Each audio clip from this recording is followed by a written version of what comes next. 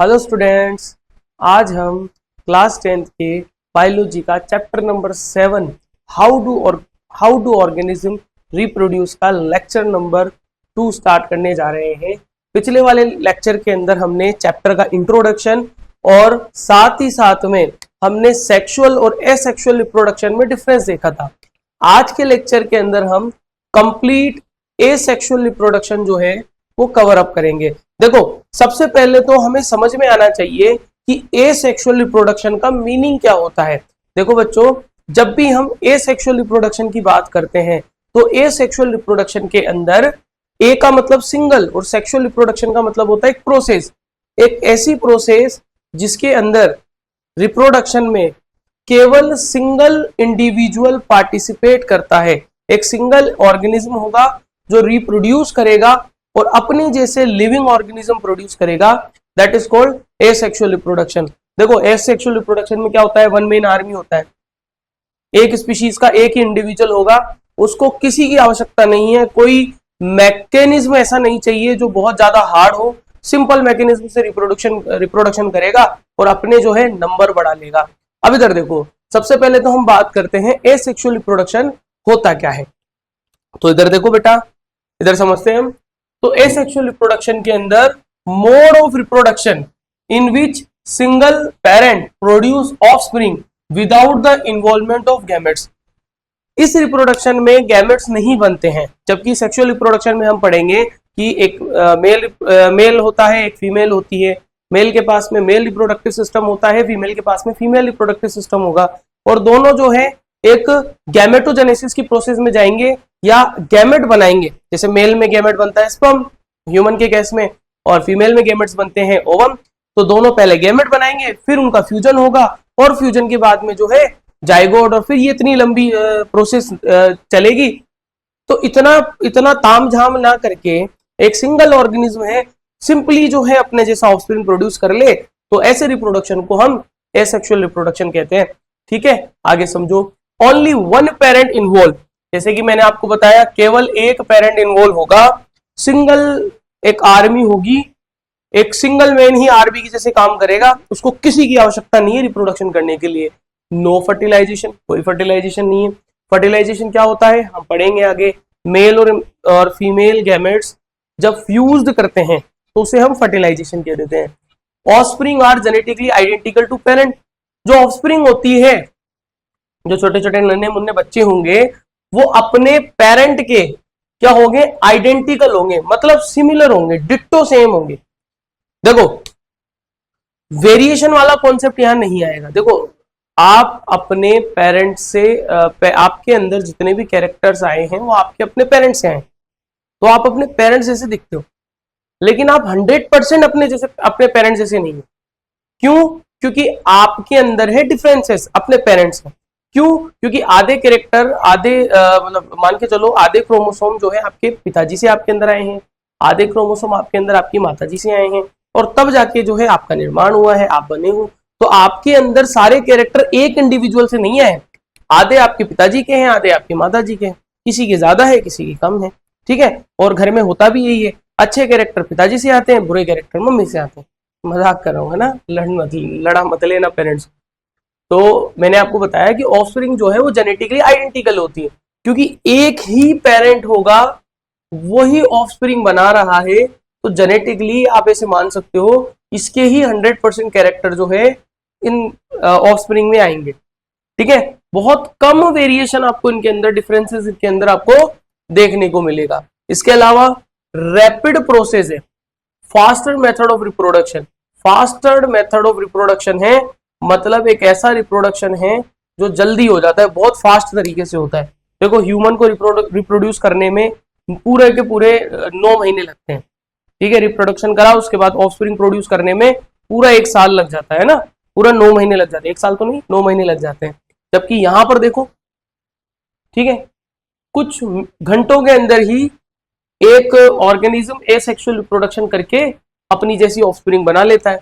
No formation of male and female gametes, gametes बनते ही नहीं है। ठीक है, बिल्कुल भी गैमेट्स नहीं बनेंगे, गैमेट नहीं बनेंगे तो फर्टिलाइजेशन नहीं होगा। अकर इन मेनली यूनिसेलुलर ऑर्गेनिज्म, जनरली ये यूनिसेल्यूलर ऑर्गेनिज्म के अंदर होता है। अगली बात अगर हम देखें, जो ऑफस्प्रिंग होती है वो आइडेंटिकल होती है, आइडेंटिकल होती है किसकी? टू पेरेंट्स, बिल्कुल पेरेंट्स की जो है आइडेंटिकल होगी, पेरेंट्स जैसी होगी। ऊपर हमने इसकी बात कर ली थी। अब एसेक्सुअल रिप्रोडक्शन की टाइप की बात करें तो आपके बुक के अंदर ये टाइप दे रखे हैं। जैसे सबसे पहला टाइप है फिजन। फिजन मतलब होता है टूटना। दो टाइप का फिजन पढ़ेंगे हम, बाइनरी और मल्टीपल फिजन। दूसरा है budding, fragmentation, regeneration, spore formation और वेजिटेटिव प्रोपगेशन। तो ये सेक्सुअल रिप्रोडक्शन के टाइप थे। तो बेटा इसके स्क्रीनशॉट ले लो, फिर अपन आगे चलते हैं। तो बच्चों अब हम देखेंगे टाइप्स ऑफ एसेक्सुअल रिप्रोडक्शन। अगर हम टाइप्स ऑफ एसेक्सुअल रिप्रोडक्शन की बात करें तो सबसे पहला टाइप आ जाता है आपका फिजन। तो फिजन की अगर मैं बात करूं तो फिजन क्या होता है? देखो फिजन के अंदर जनरली एक पेरेंट होता है जो दो या दो से ज्यादा ऑफस्प्रिंग के अंदर डिवाइड हो जाता है। तो चलो देख लेते हैं। The parent organism divided into daughter cell. जब कोई पेरेंट ऑर्गेनिज्म डॉटर सेल के अंदर डॉटर सेल के अंदर डिवाइड हो जाता है, उसको आप बोलते हो फिजन। अब फिजन दो टाइप का होता है। सबसे पहले है बाइनरी फिजन और उसके बाद है मल्टीपल फिजन। बाइनरी के अंदर जो बाइनरी वर्ड है इसका मीनिंग होता है दो। जब कोई ऑर्गेनिज्म दो ऑर्गेनिज्म में डिवाइड होता है, दो डॉटर सेल में, दो ऑफस्प्रिंग में डिवाइड होता है, that type of reproduction is called binary fission. Binary fission की देखो, one parent divide into two daughter organism. एक पेरेंट होगा जो दो डॉटर ऑर्गेनिज्म के अंदर डिवाइड हो जाएगा। जैसे एग्जांपल अमीबा, पैरामीशियम और लेशमानिया इसके अंतर्गत आ जाते हैं। अब एग्जांपल देके हम किसका? अमीबा का। देखो ये एक अमीबा है, ये पेरेंट अमीबा है। ये पेरेंट अमीबा के अंदर सबसे पहले तो न्यूक्लियर डिवीजन होगा, न्यूक्लियस डिवाइड करेगा। ये इलोंगेशन ऑफ न्यूक्लियस हो गया। ये पूरी तरीके से जब न्यूक्लियस अलग हो जाएगा उसके बाद में जो है वो जो साइटोप्लाज्म का डिवीजन होगा और दो अमीबा मतलब एक अमीबा की सेल जो है दो अमीबा सेल के अंदर डिवाइड हो जाएगी। आगे देखो मल्टीपल फिजन होता है आपके प्लाज्मोडियम के अंदर, जो कि मलेरिया का पैथोजन है, मलेरिया कोज करने वाला पैथोजन है। इसमें क्या होता है? वन पेरेंट जो है वो डिवाइड होता है, one parent divide into many daughter cells. ठीक है, बहुत सारी सेल्स बनाता है प्लाज्मोडियम एक साथ। एग्जाम्पल प्लाज्मोडिया, जैसे कि ये है प्लाज्मोडिया की साइजोन्ट जो है प्लाज्मोडियम की फेजेस है। ठीक है, ये साइजोन्ट फेज है प्लाज्मोडियम की। देखो प्लाज्मोडियम की अगर हम बात करें तो प्लाज्मोडियम की अलग अलग जो है वो फेज आपको देखने को मिलती है। साइजोइड देखने को मिलती है, स्पोरोजोइड देखने को मिलती हैं, इसके अलावा मीरोजोइड देखने को मिलती है, क्रिप्टोमीरोजोइड देखने को मिलती है। वो प्लाज्मोडियम की अलग अलग फेजेस है। जैसे ये एक प्लाज्मोडियम की फेज है साइजोइड, ह्यूमंस के अंदर होती है ना साइजोइड। साइजोइड जो है उसके अंदर बहुत सारी डॉटर न्यूक्लियाई बनते हैं। इन डॉटर न्यूक्लियाई के नंबर्स बहुत ज़्यादा जब हो जाते हैं तो साइजोइड जो है वो बर्स्ट कर जाता है और इससे निकलते हैं मीरोजोइड्स। ये मीरोजोइड भी क्या है? ये प्लाज्मोडियम की ही फेजेस है।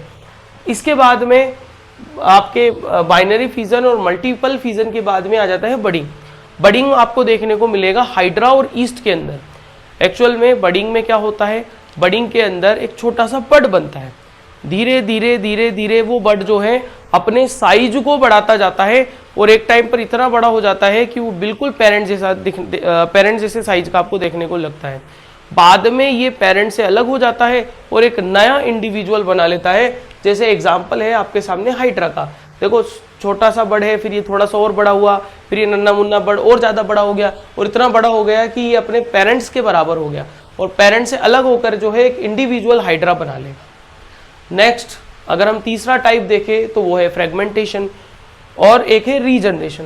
देखो फ्रेगमेंटेशन और रीजनरेशन देखने में आपको एक जैसे लग सकते हैं, लेकिन इनमें बहुत ज़्यादा डिफरेंस आपको देखने को मिलेगा। जबकि हम फ्रेगमेंटेशन की जब हम बात करते हैं तो फ्रेगमेंटेशन जनरली थोड़े से लोअर कैटेगरी के क्लास के ऑर्गेनिज्म में या कम डेवलप ऑर्गेनिज्म में हमें देखने को मिलता है, जिनके अंदर आप बॉडी जो है वो डिफाइन नहीं होती। आप जो है बॉडी को डिफाइन नहीं कर सकते अलग अलग पार्ट्स के अंदर। जबकि रीजनरेशन थोड़ा सा डेवलप्ड ऑर्गेनिज्म के अंदर आपको देखने को मिलेगा, जिसमें आप बॉडी के अलग अलग पोर्शन को जो है डिफाइन कर सकते हो, डिवाइड कर सकते हो।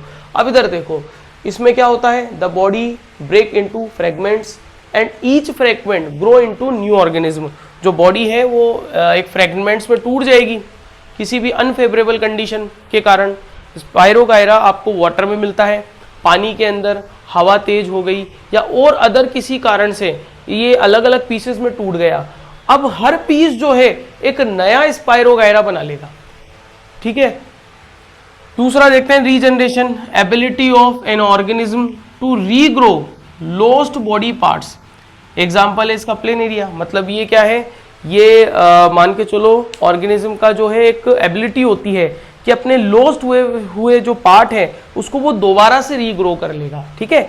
जैसे कि ये प्लेनेरिया है, ये किसी अनफेवरेबल कंडीशन के कारण 3 पार्ट्स में टूट गया। अब हर पार्ट से, जैसे इधर हेड था, ये हेड, तो हेड से जो है इसकी ट्रंक भी बन गई और टेल भी बन गई। ये है ट्रंक और ये है टेल। तो देखो, अगर हेड से ट्रंक और टेल बन गई, ट्रंक से जो था वो अलग हुआ था, उससे हेड और टेल बन गया, और टेल से जो है वो आपकी ट्रंक और हेड बन गया। तो जो पार्ट लॉस्ट हुआ है उसकी जगह नया पार्ट बन जाएगा, इसको आप बोलते हो रीजनरेशन। अब जल्दी से इसका स्क्रीनशॉट ले लो, फिर अपन आगे चलते हैं। टाइप्स ऑफ एसेक्सुअल रिप्रोडक्शन के 4 टाइप कंप्लीट करने के बाद में अब आ गए हैं हम 5वें टाइप पर। देखो बच्चों, 5वें टाइप की बात करें तो वो है स्पोर फॉर्मेशन। देखो स्पोर क्या होता है, ये एक एसेक्सुअल रिप्रोडक्शन का टाइप है जिसमें कोई लिविंग ऑर्गेनिज्म क्या बनाता है, छोटे छोटे स्पोर बनाता है। और जब ये स्पोर फेवरेबल कंडीशन में होते हैं तो फेवरेबल कंडीशन के अंदर ये स्पोर जो है एक पूरे के पूरे होल ऑर्गेनिज्म में या पूरे के पूरे ऑर्गेनिज्म में चेंज हो जाता है। स्पोर फॉर्मेशन आपको देखने को मिलता है फंगस के अंदर, जैसे कि एक राइजोपस है, ये ब्रेड मोल्ड जिसको हम कह देते हैं। नॉर्मल हमारी रोटी पर, ब्रेड के ऊपर, अचार के ऊपर जो फंगस लगती है वो राइजोपस ही होता है। ये राइजोपस की बॉडी है जिसको हम हाइफी कहते हैं। बहुत सारी हाइफी मिलकर के एक और स्ट्रक्चर बनाती है जिसको माइसीलियम हम कह देते हैं। इस हाइफी के ऊपर एक ऐसा बॉल की जैसी आपको स्ट्रक्चर दिख रही होगी और इसके अंदर ये डॉट डॉट दिख रहे होंगे। ये बॉल जैसी जो स्ट्रक्चर है इसको बोलते हैं स्पोरेंजियम, और इस स्पोरेंजियम के अंदर होते हैं स्पोर। स्पोर फॉर्मेशन देख रहे हैं, स्पोर को रखने वाली स्ट्रक्चर का नाम है स्पोरेंजियम, है ना। स्पोर से स्पोरेंजियम। जब ये स्पोरेंजियम बर्स्ट होती है, ये फटती है, तो इसके फटने से स्पोर जो है वो एटमॉस्फेयर में रिलीज हो जाते हैं। आपके आसपास ये स्पोर घूम रहे हैं। जब इन स्पोर को कोई ब्रेड मिलेगी, कोई रोटी मिलेगी, कोई अचार मिलेगा या कोई भी फूड प्रोडक्ट मिलेगा जहां पर ये अपने आप को ग्रो कर सके, वहां पर ये स्पोर गिरेंगे और गिरने के बाद में वहां पर जो है हाइफी बना लेंगे या माइसीलियम बना लेंगे। और माइसीलियम बनाने के बाद में आपको वहां क्या देखने को मिलेगा, पूरा का पूरा फंगस की एक पूरी फंगस आपको देखने को मिलेगी, व्हाइट कलर की फंगस आपको देखने को मिलेगी। तो स्पोर फॉर्म्ड जो होते हैं इनसाइड स्पोरेंजियम। अभी मैंने बताया कि स्पोर कहाँ बनेंगे, स्पोर बनते हैं स्पोरेंजियम के अंदर। स्पोरेंजियम जो है वो बस्ट होता है और बस्ट होने के बाद में जो स्पोर है वो स्प्रेड हो जाते हैं थ्रू द एयर, एयर के अंदर स्प्रेड हो जाते हैं। Under suitable condition spore germinate, और स्पोर क्या कर जाते हैं, जर्मिनेट कर जाते हैं। ये तो अभी तक हमने जितने भी एसेक्सुअल रिप्रोडक्शन हमने पढ़े थे ये लोअर क्लास के ऑर्गेनिज्म के अंदर पढ़े थे जो थोड़े से कम डेवलप थे। अब एक ऐसा मेथड हम पढ़ने वाले हैं मोड ऑफ रिप्रोडक्शन का या मोड ऑफ एसेक्सुअल रिप्रोडक्शन का जो डेवलप्ड प्लांट के अंदर आपको देखने को मिलेगा, और वो है वेजिटेटिव प्रोपागेशन। देखो वेजिटेटिव प्रोपागेशन क्या होता है, प्लांट के 2 पार्ट होते हैं। प्लांट की अगर आप बात करोगे इसके 2 पार्ट होते हैं, एक इसका रिप्रोडक्टिव पार्ट होता है और एक इसका वेजिटेटिव पार्ट होता है।